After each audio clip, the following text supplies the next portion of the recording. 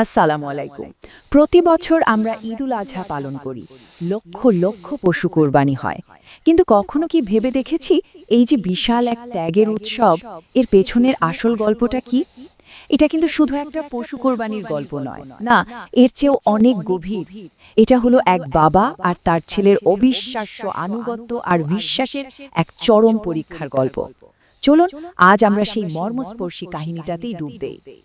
তো প্রশ্নটা এখানে, কেন এই ত্যাগ বা কোরবানি ঈদুল আজহার একে বেড়ে কেন্দ্রে? এর পেছনের কারণটা হলো ঘটনাটাই এতটা শক্তিশালী যে ভাবুন, হাজার হাজার বছর পরেও তা আজও কোটি কোটি মানুষের বিশ্বাসকে নাড়া দিয়ে যায়, অনুপ্রাণিত করে। চলুন সেই মূল ঘটনাটা খুঁজে বের করি। তো আমাদের গল্পের শুরুটা হচ্ছে হযরত ইব্রাহিম আলাইহিকে দিয়ে। তার বিশ্বাস এতটাই দৃঢ় ছিল যে তাকে বলা হতো খলিলুল্লাহ বা আল্লাহর বন্ধু। আর তার সাথে আছেন তার বহু আকাঙ্ক্ষিত আদরের ছেলে ইসমাইল আলাই। এই বাবা ছেলের সম্পর্কটাই কিন্তু পুরো গল্পের কেন্দ্রবিন্দু। ব্যাপারটা একটু কল্পনা করার চেষ্টা করুন তো।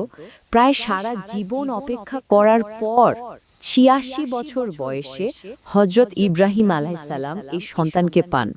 মানে ইসমাইল আলাইহিসসালাম শুধু তার ছেলেই ছিলেন না, ছিলেন তার জীবনের সবচেয়ে বড় দোয়া, সবচেয়ে বড় প্রাপ্তি। এই ভালোবাসাটা মনে রাখা খুব জরুরি, কারণ এর পরেই আসছে সেই অবিশ্বাস্য পরীক্ষা। আর ঠিক এই গভীর ভালোবাসাই কিন্তু এক অকল্পনীয় পরীক্ষার সামনে এসে দাঁড়ায়। এখান থেকেই শুরু হচ্ছে বিশ্বাসের সেই চূড়ান্ত পরীক্ষা, যখন হযরত ইব্রাহিম আলাইহিসসালাম স্রষ্টার কাছ থেকে এমন এক নির্দেশ পেলেন যা শোনার পর পায়ের নিচের মাটি সরে যাওয়ার মতো অবস্থা। আচ্ছা, এখানে একটা জিনিস পরিষ্কার করে নেওয়া দরকার। নবীদের স্বপ্ন কিন্তু আমাদের সাধারণ স্বপ্নের মতো নয়, একদমই না। তাদের স্বপ্ন ছিল ওয়াহি বা ঐশী প্রত্যাদেশ, মানে স্বয়ং আল্লাহর পক্ষ থেকে আসা সরাসরি নির্দেশ। তাই হযরত ইব্রাহিম আলাইহিসসালাম জানতেন এই স্বপ্নের আদেশটা পালন করা ছাড়া আর কোনো উপায় নেই, তা যতই কঠিন হোক না কেন। একবার শুধু ভাবুন তো, কি বিশাল এক মানসিক চাপের ব্যাপার এটা, যে সন্তানকে প্রায় সারাটা জীবন ধরে আল্লাহর কাছে চেয়ে পাওয়া, সেই সন্তানকেই কিনা নিজের হাতে কোরবানি করতে হবে। এটা ছিল হযরত ইব্রাহিম আলাইহিসসালামের জন্য এক কথায় এক চরম পরীক্ষা। একদিকে সন্তানের জন্য তীব্র ভালোবাসা, আর অন্যদিকে স্রষ্টার প্রতি অটল বিশ্বাস। এই দুইয়ের মধ্যে এক প্রচণ্ড অন্তর্নিহিত লড়াই। কিন্তু পরীক্ষাটা শুধু তার নিজের ভেতরের লড়াইয়েই সীমাবদ্ধ ছিল না, এর সাথে যোগ হয় এক বাইরের সংঘাত। ঠিক এই সময়ে দৃশ্যপটে হাজির হয় শয়তান। তার উদ্দেশ্য একটাই, সন্দেহ আর লোভ দেখিয়ে এই পরিবারটার বিশ্বাসকে ভেঙে চুরমার করে দেওয়া। আর দেখুন, শয়তানের পরিকল্পনাটা, সে কিন্তু শুধু হযরত ইব্রাহিম আলাইহিসসালামের কাছে যায়নি। এই পরীক্ষাটা যে আসলে পুরো পরিবারের, সেটা সে জানত।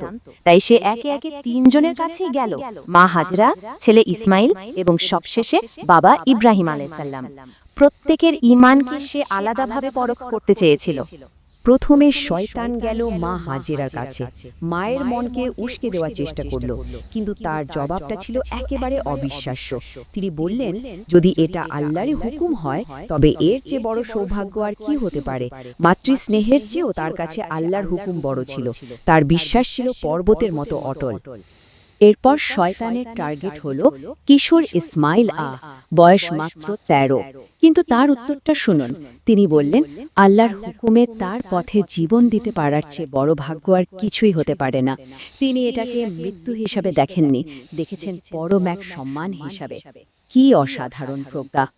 সবশেষে যখন শয়তান হযরত ইব্রাহিম আলাইহিসসালামকে বোঝানোর চেষ্টা করে যে তিনি কি হারাতে চলেছেন, তখন তিনি কোনো কথাই বললেন না। তিনি স্রেফ পাথর তুলে শয়তানের দিকে ছুঁড়ে মারলেন। এই যে কাজে জবাব দেওয়া, প্রলোভনকে শারীরিকভাবে প্রত্যাখ্যান করা, এই ঘটনাটাকেই কিন্তু আজও হজের সময় পালন করা হয়। এরপর গল্পটা একেবারে ক্লাইম্যাক্সের দিকে এগোচ্ছে। বাবা আর ছেলে মিলে পৌঁছে গেলেন সেই জায়গায় যেখানে সেই মহান কোরবানিটা হওয়ার কথা। পরিবেশটা ভাবগম্ভীর, চারিদিকে যেন এক চাপা উত্তেজনা। এই কঠিন মুহূর্তেও ছেলে ইসমাইল ভাবছেন তার বাবার কষ্টের কথা।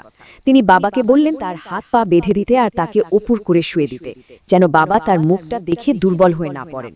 মানে নিজের কোরবানির মুহূর্তেও তিনি বাবার জন্য কাজটা সহজ করে দিতে চাইছেন। কি গভীর ভালোবাসার আত্মত্যাগ! একদিকে সন্তানের প্রতি সীমাহীন ভালোবাসা, আরেকদিকে স্রষ্টার প্রতি প্রশ্নহীন আনুগত্য। এই দুইয়ের টানাপোড়েনে হযরত ইব্রাহিম আলাইহিস শেষ পর্যন্ত আল্লাহর আদেশকে বেছে নিলেন। তিনি নিজের চোখ ও কাপড় দিয়ে বেঁধে ফেললেন, যাতে ছেলে মায়া তার হাতকে থামিয়ে না দেয়। এরপর তিনি ছুরি হাতে তুলে নিলেন। আর ঠিক তখনই ঘটল সেই অলৌকিক ঘটনাটা। চরম মুহূর্তে যখন তিনি ছুরি চালালেন, ছুরিটা কাটলই না। বারবার চেষ্টা করার পরও ছুরি ইসমাইল আলাইহিস সালামকে স্পর্শ পর্যন্ত করতে পারল না, যেন কোনো এক অদৃশ্য শক্তি সেটাকে আটকে রেখেছে।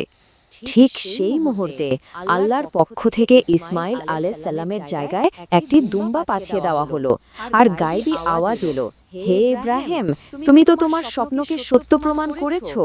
আসলে আল্লাহ তো তার ছেলের জীবন চাননি, তিনি শুধু দেখতে চেয়েছিলেন তার বন্ধুর আনুগত্য।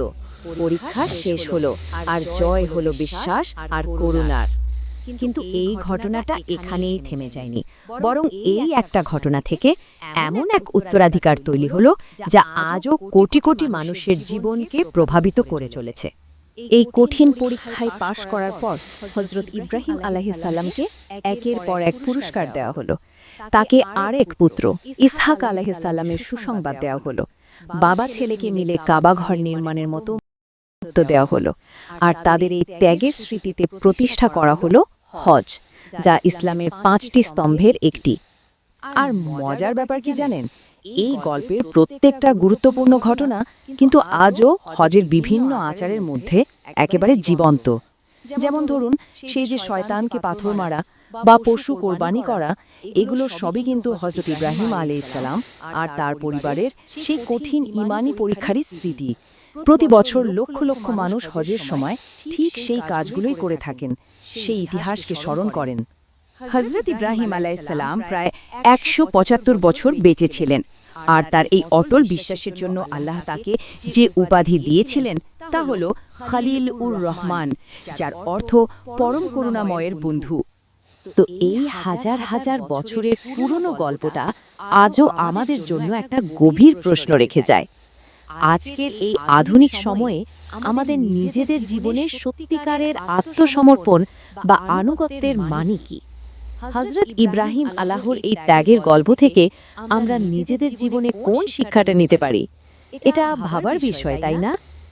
আসসালামু আলাইকুম দর্শকবৃন্দ, আপনারা যেই ইব্রাহিম আলাইসাল্লাম এবং ইসমাইল আলাইসাল্লামের যেই পবিত্র কুরবানি ধারণাটা আমরা সংক্ষিপ্ত আকারে আলোচনা করলাম, আপনাদের যদি ভালো লেগে থাকে তাহলে আমাদের পেজের সাথে লাইক, ফলো এবং শেয়ার দিয়ে আমাদের সাথে থাকবেন এবং আমাদেরকে বেশি বেশি উৎসাহিত করবেন, আমরা যেন ভালো ভালো ভিডিওগুলো আপনাদের কাছে নিয়ে আসতে পারি। আসসালামু আলাইকুম।